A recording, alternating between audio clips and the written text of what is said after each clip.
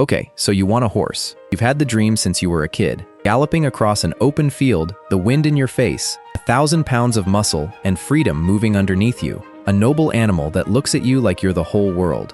Maybe you've been taking lessons. Maybe you just drove past a pasture and something in your chest said, "One day." That's the picture, and it is a genuinely beautiful picture. Here's the problem. You are dreaming about the ride. You are not dreaming about the other 23 hours of the day, every single day, for the next 30 years. Because here is the first and most important truth about the economics of owning a horse, and almost nobody believes it until it's too late. The cheapest part of owning a horse is buying the horse. The purchase price is a rounding error. A horse is not an animal you buy. It is a second rent, a second mortgage, a lifestyle you are financing, wearing a saddle. And the moment you understand that, everything about how a horse quietly drains a bank account starts to make sense. So let's actually do it.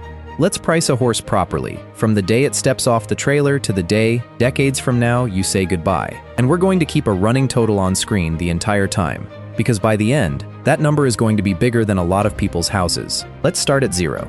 Let's start with the strangest part, the part that breaks everyone's mental model right away, buying the horse. Because unlike almost anything else, the price of a horse can be, and very often is, nothing. $0. Free. Scroll through the listings and you will find hundreds of horses being given away completely free to a good home. And your instinct, the same instinct that gets people every single time, screams, "What a deal." But stop and ask the only question that matters. Why would someone give away a healthy 1,000-pound animal for free? And the answer is the whole video. They're giving it away for free because the purchase price was never the cost. The cost is everything that comes after, and it never ever stops, and they can no longer afford it. A free horse is not a bargain. A free horse is someone handing you their monthly bill and running. Above free, there's a whole ladder. A backyard trail horse, a solid, sane animal to ride on weekends, might run $1,000 to $5,000.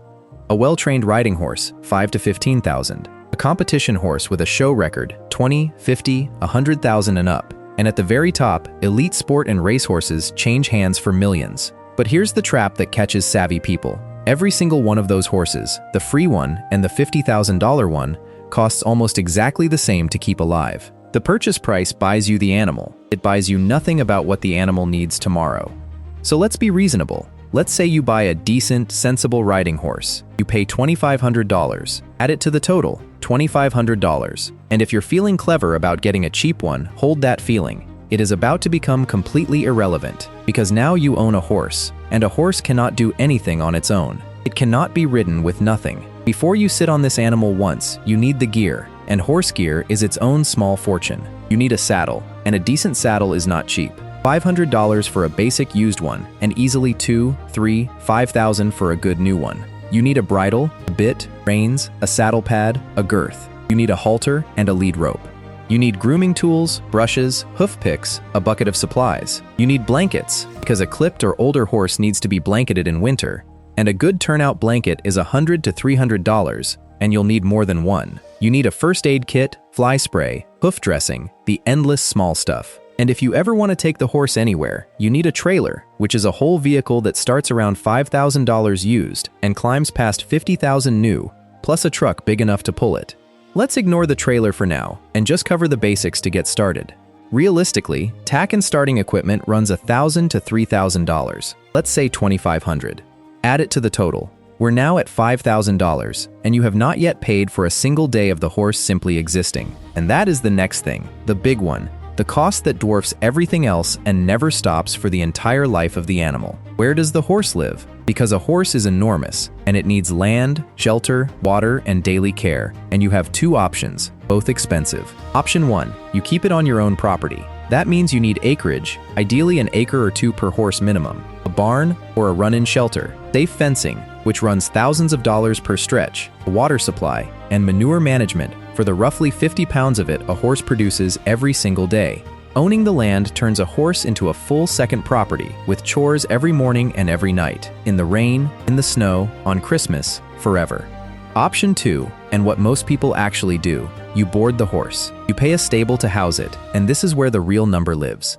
Pasture board, where the horse lives outside with a shelter, might run $150 to $400 a month. Full board, where the horse gets a stall, daily feeding, turnout, and mucking, typically runs $400 to $1,200 a month.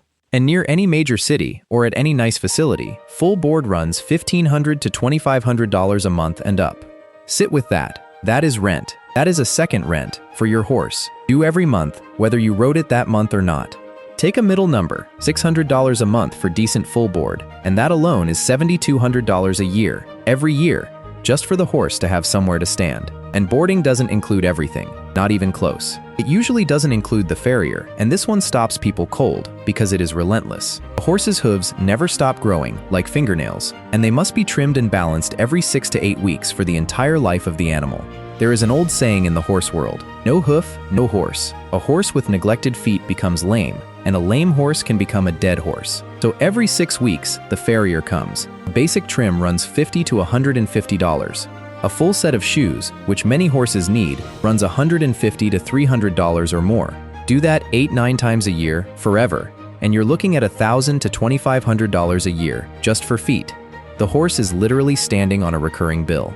Then there's what goes in the other end, feed. A horse eats between 15 and 25 pounds of forage every single day, mostly hay, and grain on top of that for many horses. In good months on good pasture, some of that is free grazing. But hay must be bought through winter and through drought, and here's the brutal part. Hay is a crop, and when there's a drought, the price doesn't nudge up. It doubles or triples, and every horse owner in the region is scrambling for the same short supply. Feed and hay realistically run $1,000 to $3,000 a year, and in a bad hay year, far more. Then the vet, and horses need more than you'd think even when healthy.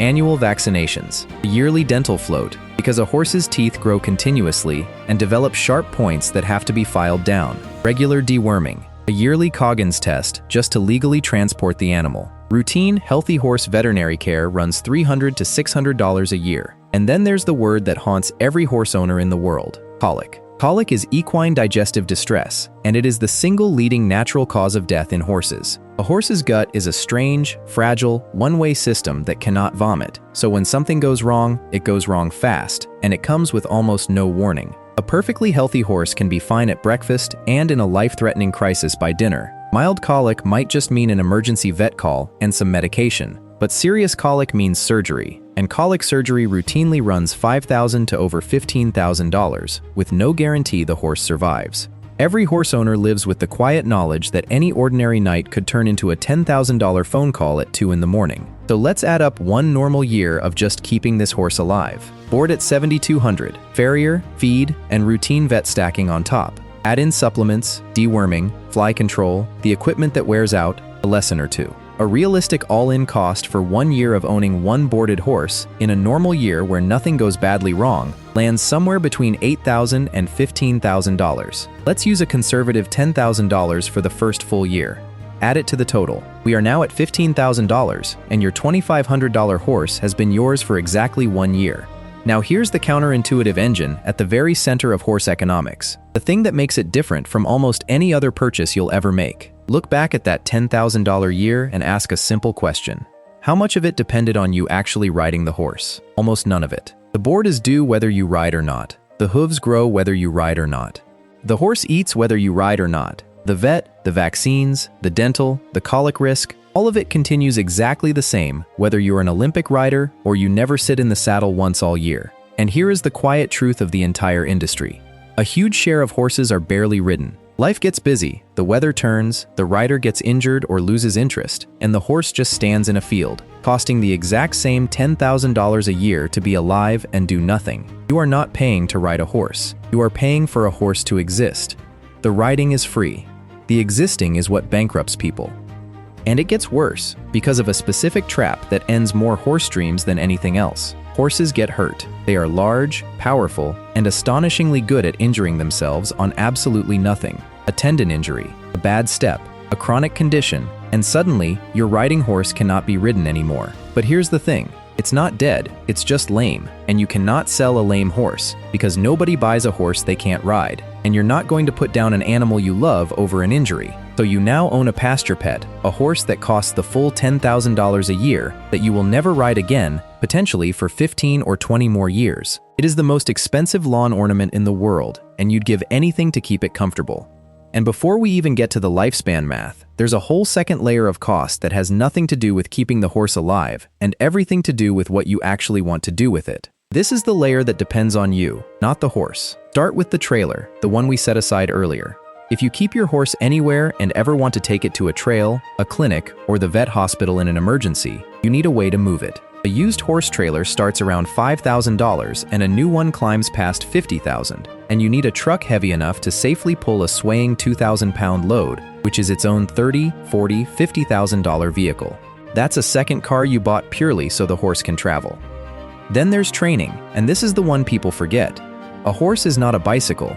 It needs consistent, skilled riding to stay safe and rideable, and most owners aren't advanced enough to do that alone. So you pay for lessons for yourself, $50 to over $100 an hour, and often training rides for the horse, where a professional rides it several times a week at $40 to $100 a session. Put a horse in full training with a trainer, and you can add $1,000 to $3,000 a month on top of everything else. And then, if the dream that got you into this was competing, brace yourself. A single weekend horse show can cost as much as an entire month of board. Entry fees for each class, a hauling fee to get there, a day rate for your trainer, temporary stabling at the showgrounds, braiding, and more. Serious competitors spend tens of thousands of dollars a year just chasing ribbons that pay nothing.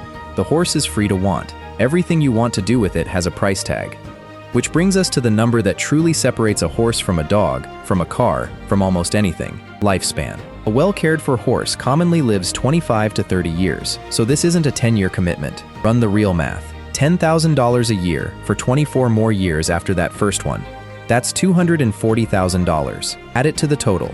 We have now crossed $250,000. Read that number again. $250,000 on a horse you may have gotten for free. And that's the conservative version, in a world where nothing ever goes badly wrong. Add one colic surgery. Add a few years of expensive lameness treatment. Board at a nicer barn near a city. Compete and add entry fees, trainer fees, and hauling.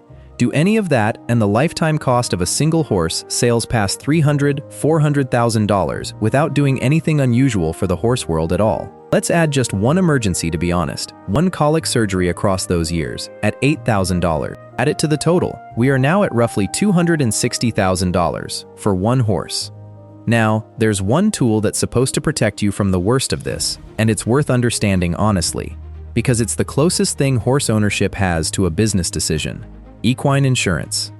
You can insure a horse's life, and you can add major medical coverage that helps with exactly the kind of catastrophe, the colic surgery, the shattered leg, that empties a bank account overnight. Premiums run a few hundred to well over $1,000 a year, depending on the horse's value and the coverage. And here's the honest math underneath it.